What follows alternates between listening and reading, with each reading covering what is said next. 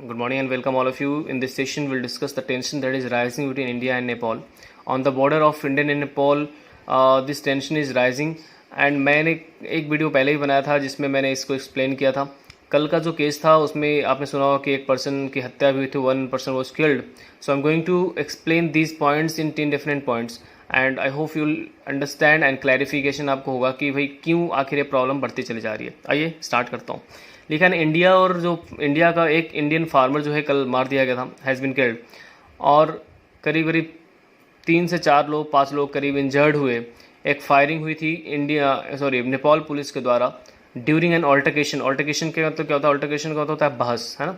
Altercation between with Indian farmers across the border Sitamarhi district in Bihar. Matter ऐसा है कि इधर से बिहार वाले जो लोग थे, कुछ बिहार के जो फार्मर्स थे, उनका रिलेशनशिप है नेपाल में, तो वो बॉर्डर क्रॉस करके नेपाल जा रहे थे.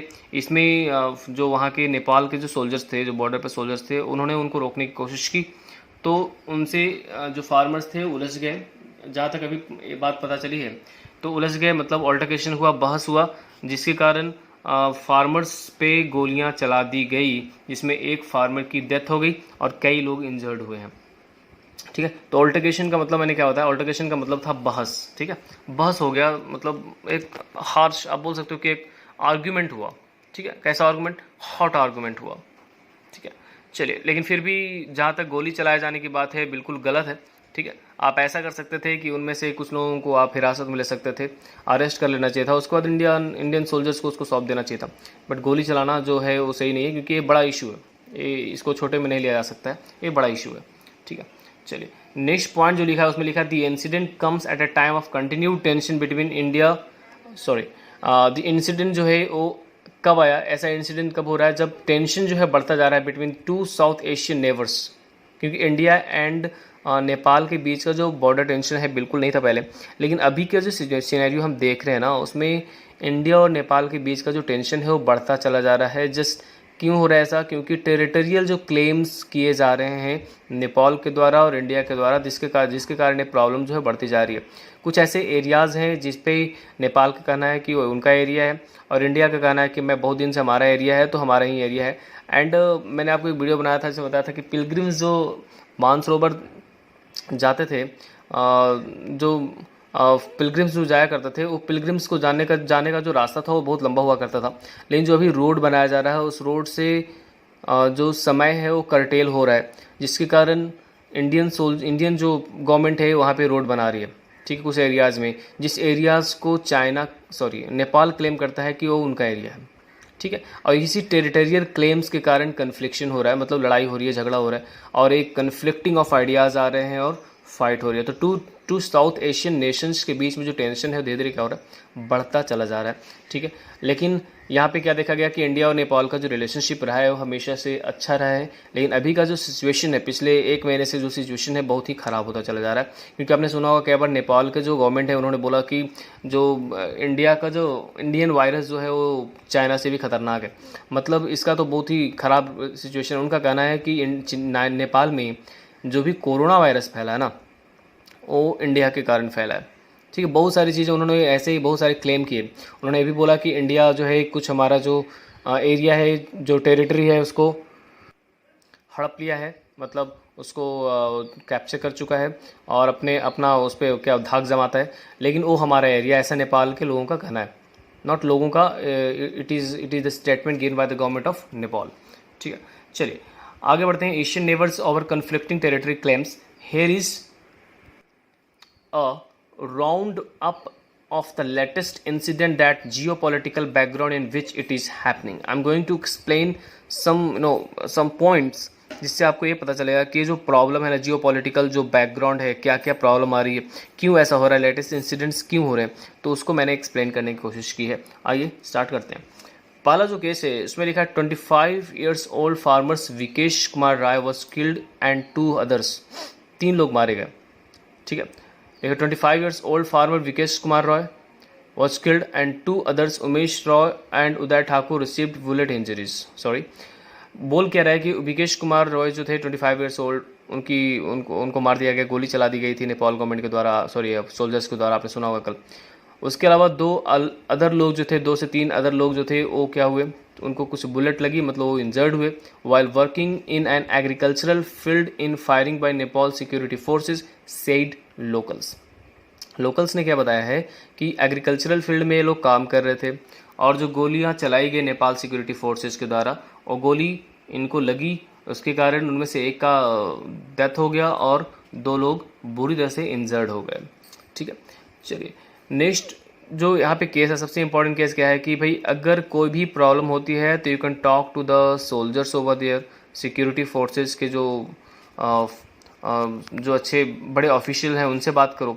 लेकिन यहाँ पे क्या हुआ, डायरेक्ट गोलियां चला दी गई, जिसके कारण जो लोकल्स थे वो परेशानी में आ गए और क्या होता है उसको टर्बुलेंस की स्थिति फैल गई।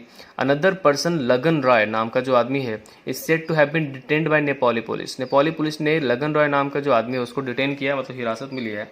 डिटेन करना मतलब हिरासत में लिया है।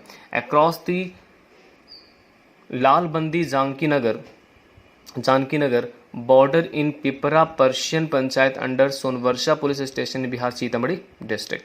ठीक है, तो एक आदमी को उन्होंने डिटेन भी किया है, एक आदमी मारा भी गया और कुछ लोग इंजर्ड भी हुए इन दी इंसिडेंट जो कल हुआ था।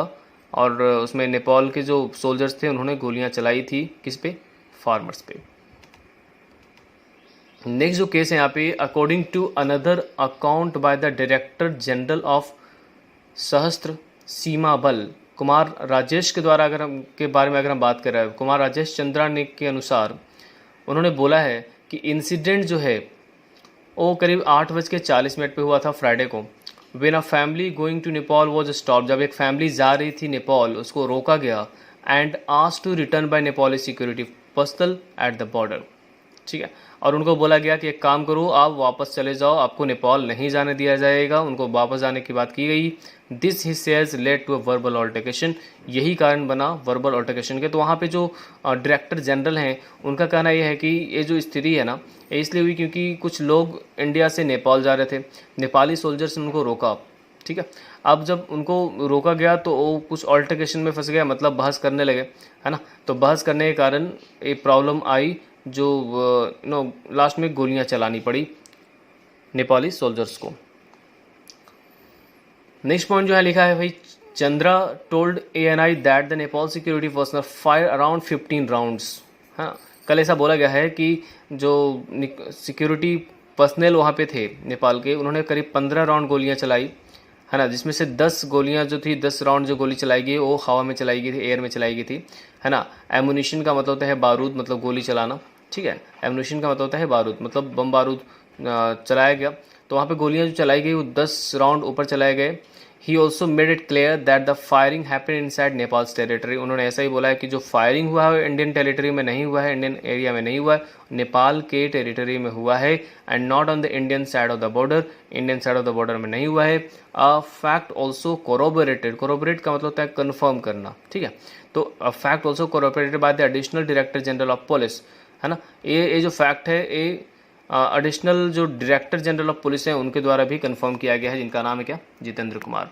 ठीक है, कुछ भी हो लेकिन मैं तो बोलता हूँ भाई कि ये जो गोली चलने का जो इंसिडेंट है वो सही नहीं है, क्योंकि if you are killing somebody, killing मारने से अच्छा है कि you take that particular person, arrest that particular person and later on discuss to the respective country people, country soldiers, and आप बाद में उसको क्या कर सकते हो, उसको सौंप सकते हैं, दे सकते हैं।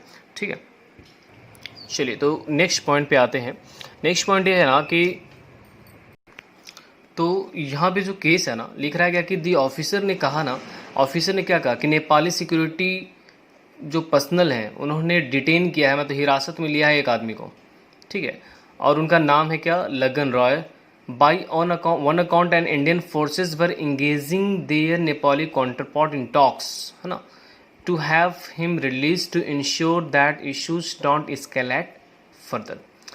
इसका ये सिंपल मतलब समझिएगा, एस्केलेट का मतलब होता है बढ़ना। ठीक है, काउंटर पार्ट का मतलब होता है जो उनके रैंकिंग के होते हैं। सो इंडियन फोर्सेस को जो ऑफिसर्स हैं वो बात कर रहे हैं नेपाल फोर्सेस के ऑफिसर्स से, ताकि ये जो प्रॉब्लम है वो बढ़े नहीं, और जिनको हिरासत में लिया गया, जो पर्सन डिटेन किया गया है, लगन रॉय जिनका नाम है ना, उनको रिलीज कर दिया जाए, छोड़ दिया जाए। ठीक है, the external affairs ministry has not given any immediate reaction to the development ऐसी कोई भी बात एक्सटर्नल अफेयर्स मिनिस्ट्री जो है अभी तक इस पर कोई भी स्टेटमेंट और डेवलपमेंट का कोई बात नहीं किया है, कोई रिएक्शन नहीं आया है। The district magistrate and the superintendent of police of Sitamarhi have rush to the spot. जब ऐसी घटना हुई तो वहाँ पे जो डिस्ट्रिक्ट मैजिस्ट्रेट थे, मतलब डीएम थे, और जो वहाँ पे एसपी थे सीतामढ़ी के, वो तुरंत उस जगह पे गए। ठीक है, तो ये जो केस है, जो कल का केस है, ठीक है, इसमें बहुत सारा रीज़न है क्यों ऐसा हो रहा है, वो भी हम एक्सप्लेन करेंगे आपको। 5 नंबर का जो केस है मैंने लिखा है यहाँ पे, the incident comes amid India sharp disagreement with Nepal move to revise its map. ठीक है, तो ऐसा है कि इंडिया ने का जो मैप है उसमें कुछ एरियाज जो है उसको ऐड किया गया है, लेकिन जो नेपाल है वो कहता है कि ये जो एरिया है, 2-3 जो एरियाज़ हैं वो उनके एरिया में आता है, मतलब उनका खुद का टेरिटरी है, इंटीग्रल पार्ट है नेपाल का, ऐसा उनका कहना है। इसमें जो एरिया है, इसे आप देखिए लिखा मैंने, लिपियाधुरा हो गया, लिपियाधुरा हो गया, लिपुलेख और काला पानी का जो एरिया है वो क्लेम करता है कि वो इंडियन टेरिटरी ना होके वो नेपाल का टेरिटरी है। तो नेपाल जो है उसने एक मैप बनाया था, उसने रिवाइज मैप बनाया बाद में, पहले ऐसा मैप नहीं था जिसमें ये सारी चीज़ों का उल्लेख किया गया और मेंशन किया होगा, बट रिसेंटली नेपाल गवर्नमेंट ने क्या किया, एक रिवाइज मैप बनाया और क्लेम किया कि इंडियन टेरिटरी, ये तीनों जो इंडियन टेरिटरी हैं उनको उनके एरिया में आते हैं, जो कि उत्तराखंड स्टेट में अभी पड़ता है। ठीक है, ये विच फॉल अंडर उत्तराखंड स्टेट, तो उत्तराखंड स्टेट में एरिया आता है, लेकिन नेपाल गवर्नमेंट क्या बोलता है कि उसके मैप के अंडर में आता है, इसका मतलब नेपाल का एरिया है, इंडिया का एरिया नहीं है। और इंडिया बोलती है कि ये मेरा एरिया है इसलिए मैं इस पर रोड बनाऊंगा। ठीक है, और ये मेरा इंटीग्रल पार्ट है, नो इंटरफेरेंस इज रिक्वायर्ड।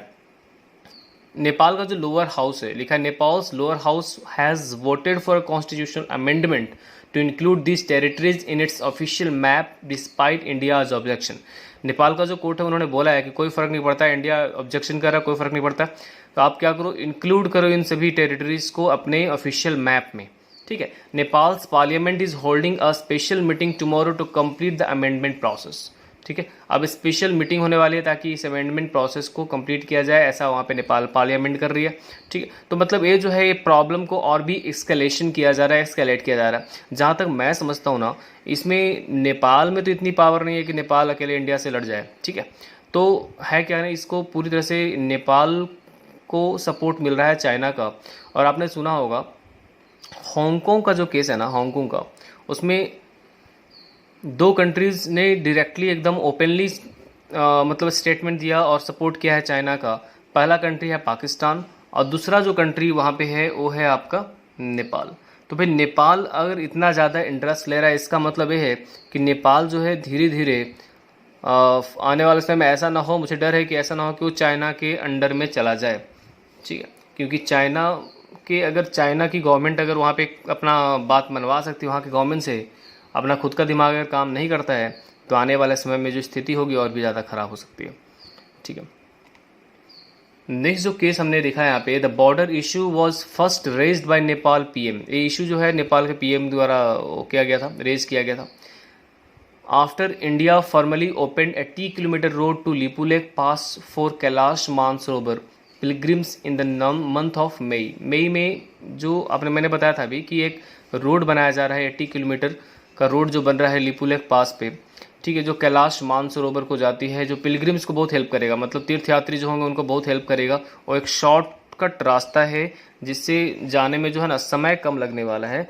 तो ये भी प्रॉब्लम आ रही है कि उसको ऑब्जेक्शन किया गया था नेपाल गवर्नमेंट के द्वारा ऑब्जेक्शन किया गया, बोला कि नहीं एरिया जो है आपके अंडर में नहीं आता, आप यहाँ पे रोड नहीं बना सकते एंड सो ऑन। तो ये जो इशू है वहाँ से स्टार्ट हुआ, नेपाल का जो पीएम है वहाँ से उन्होंने इस इशू को बार बार लाया, अब बहुत सारे अनाप शनाप स्टेटमेंट भी दिए जो अच्छा नहीं था, सही नहीं है, और ख़ास करके स्पेशली जब प्राइम मिनिस्टर हैं आप, तो आपको इस तरह के स्टेटमेंट से बचना चाहिए। India has described Nepal's map move as a unilateral act. अब इंडिया ने बोला है कि यूनिलैटरल है, खुद का एक आदमी का पक्ष का बात है। ठीक है, अब not based on the historical facts और evidence that has asked Kathmandu to refrain from bringing about the just an artificial enlargement of territorial claims. और इंडिया ने बोला है कि आप दूर ही रहो, ज़्यादा अच्छा रहेगा कि आप किस तरह से आर्टिफिशियल इनलार्जमेंट ना करें, टेरिटोरियल क्लेम्स ना करें और अनजस्ट को ना बताएं कि अनजस्ट हो रहा है हमारे साथ, क्योंकि इनसे आप दूर ही रहें तो ज़्यादा सही है। क्योंकि ये जो एरिया है हिस्टोरिकली भी हमारा है, बहुत दिन से हम लोग इसको ओन करके रखा है। मैंने बताया था कि ये जो एरिया था ना पहले ये अंग्रेज़ के समय से इंडिया के अंडर में है। तो भाई अंग्रेज़ तो कभी के चले गए, तो उस समय से ब्रिटिश के समय से अगर यहाँ पे है, तो अभी अचानक से नेपाल को आज 2020 में दिमाग खुल रहा है और उनको लग रहा है कि एरिया मेरा है, तो ये तो गलत है ना। अचानक से कोई चीज़ अगर आप उसमें प्रॉब्लम क्या है, रोड तो खुली हुई है यार, इधर से उधर जा ही सकते हो आप, प्रॉब्लम क्या है आपको, आप भी जाओ ना, मना कौन कर रहा है। बट एक तरह से आप बोल सकते हो कि एक कंजर्वेटिव सोच होगी अगर इस तरह के स्टेटमेंट्स किसी गवर्नमेंट के द्वारा दिए जाते हैं कि रोड नहीं बनाइए और ये है वगैरह वगैरह, राइट।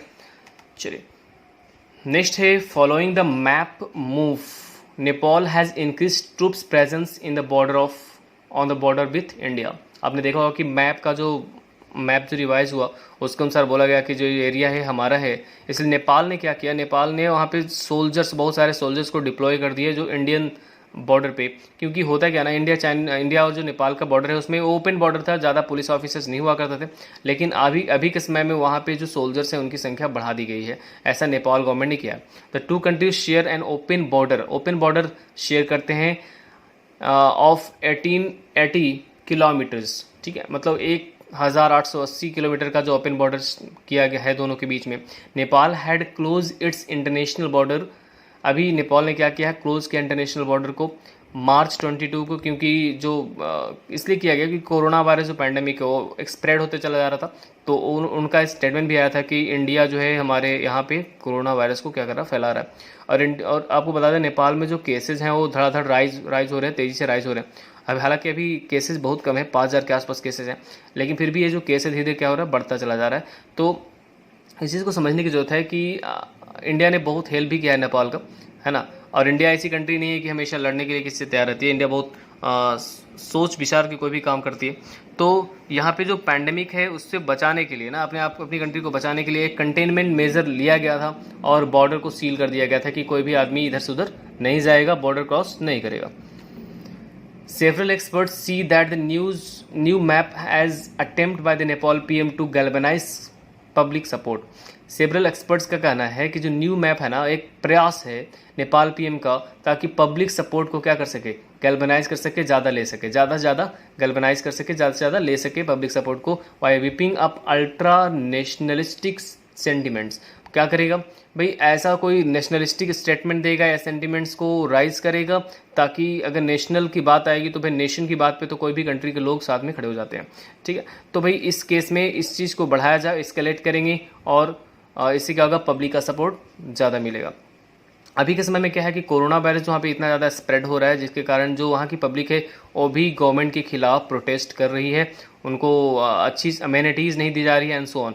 तो खुद में ही पहले से प्रॉब्लम क्रिएट हो रहा है और लड़ने के लिए भी तैयार है वो भी कोरोना वायरस के समय में। ओह, सच में ये बहुत ही अजीब सी बात लगती है जब अगर आपके पास पैसे नहीं हैं आप लड़ने के लिए तैयार हो जाते हैं, ठीक है। एनीवेज, तो भाई some experts have also pointed to China's close ties with Nepal's ruling communist party to add another perspective to the issue। बहुत लोगों ने ये भी बोला है कि चाइना का कुछ इसमें इंटरेस्ट हो सकता है क्योंकि नेपाल ऐसा नहीं कर सकता। नेपाल जो ये सब कर रहा है, अभी जो प्रॉब्लम क्रिएट कर रहा है, उसका रीज़न चाइना भी है ना, क्योंकि उनका जो रिलेशनशिप है कम्युनिस्ट पार्टी के साथ बहुत ही ज़्यादा अच्छा रहा है।